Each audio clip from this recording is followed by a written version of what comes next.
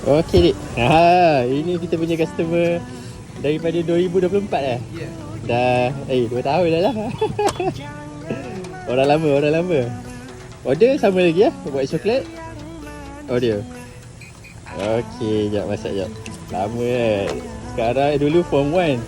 Sekarang dah form 3 Besar. Masih lagi.